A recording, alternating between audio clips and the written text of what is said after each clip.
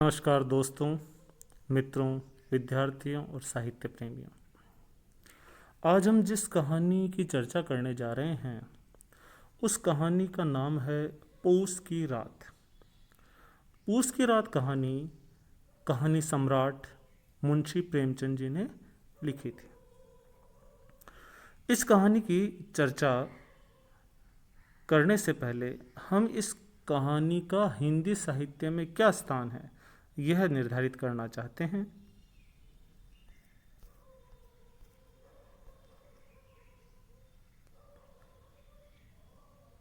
पूस की रात कहानी का हिंदी साहित्य में अद्वितीय स्थान है।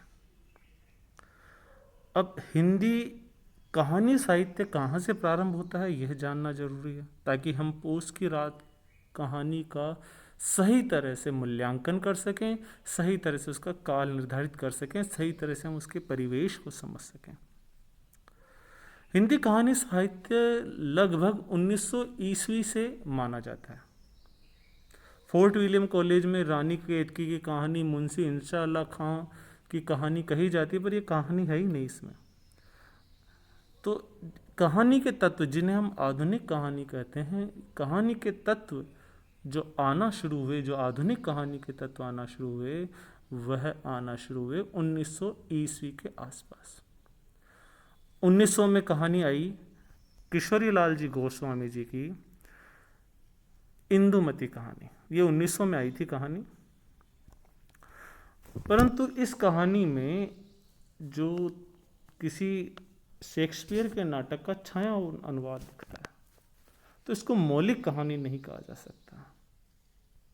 मौलिक कहानी के लिए फिर विवाद आया। एक टोकरी मिट्टी, यह 1901 में छपी थी और इसके लेखक थे माधवराव सप्रे। इसमें आधुनिक कहानी के सारे गुण मौजूद हैं। इसी के साथ एक और कहानी का जिक्र करूंगा, 1903 में आई है और वह कहानी है 11 वर्ष का समय। इसके लेखक थे रामचंद्र शुक्ल। तो आपने देखा इंदुमती, जो कि किशोरी लाल जी गोस्वामी की है। अगर आप देखें 11 वर्ष का समय, जो कि 1903 में रामचंद्र शुक्ल की कहानी है। एक टोकरी मिट्टी, जो कि 1901 में है, लेखक माधवराव सप्रे की कहानी है।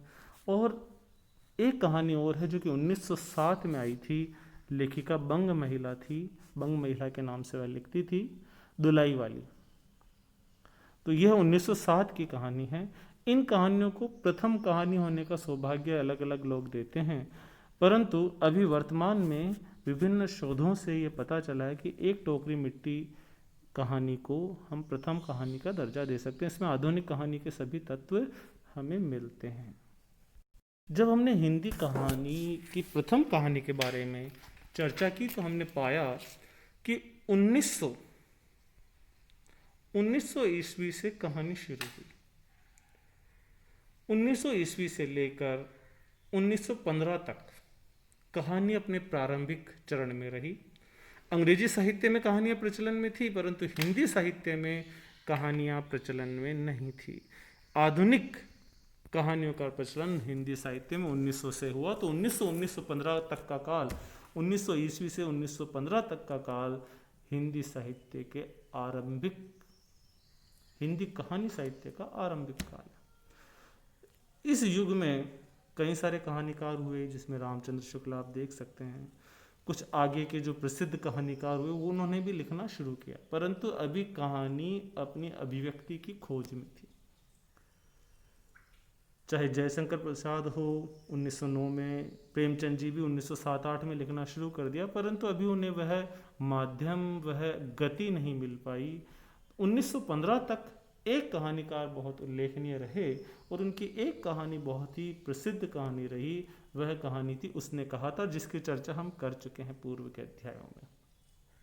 उसने कहा था लेखक चंद्रधर शर्मा गुलेरी जी की कहानी है।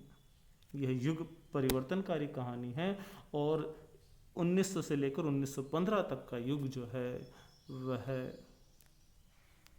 प्रेमचंद पूर्व युग कहलाता है। फिर प्रेमचंद जी का आगमन हिंदी साहित्य में हुआ और हिंदी साहित्य में उन्होंने लगभग 300 कहानियाँ लिखी प्रेमचंद जी ने।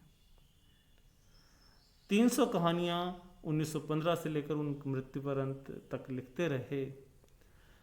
तो 1915 से लेकर जो कहानियाँ लिखी गई, और इस काल में प्रेमचंद जी का वर्चस्व रहा, इस युग को प्रेमचंद युग कहा जाता है। तो पूस की कहानी प्रेमचंद युग की कहानी। अब प्रेमचंद युग की कहानी में हम प्रेमचंद जी की जो लेखन शैली जानना चाहते हैं, तो प्रेमचंद जी आदर्शोन्मुख यथार्थवाद की पैरवी करते थे। शुरू में उनकी कहानियों में आदर्शवाद का पुट था, आदर्शवाद का तरफ से झुकाव था, परंतु शुरू में प्रेमचंद जी का आदर्श की ओर झुकाव था, परंतु बाद की कहानियों में उनका झुकाव आदर्श से हटकर यथार्थ की तरफ हो गया। तो पूस की कहानी आदर्शों को हटाती हुई यथार्थ की कहानी है। इसका जो मुख्य पात्र है, इसका मुख्य पात्र अपनी फसल की चिंता न करते हुए, अपनी दरिद्री गरीबी की चिंता न करते हुए, उस पूस की रात की कठोर ठंड से निजात पाने का प्रयत्न करता है।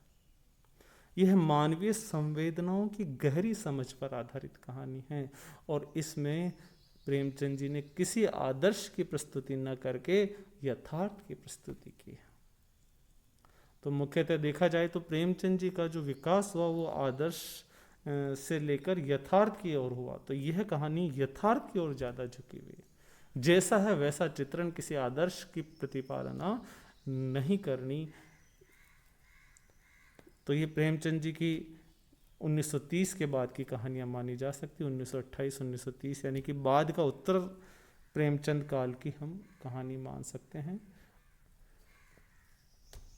इसके बाद प्रेमचंदोत्तर युग आरंभ हुआ, हम इसकी चर्चा नहीं करेंगे, हमें इस कहानी का हिंदी साहित्य में स्थान देखना था।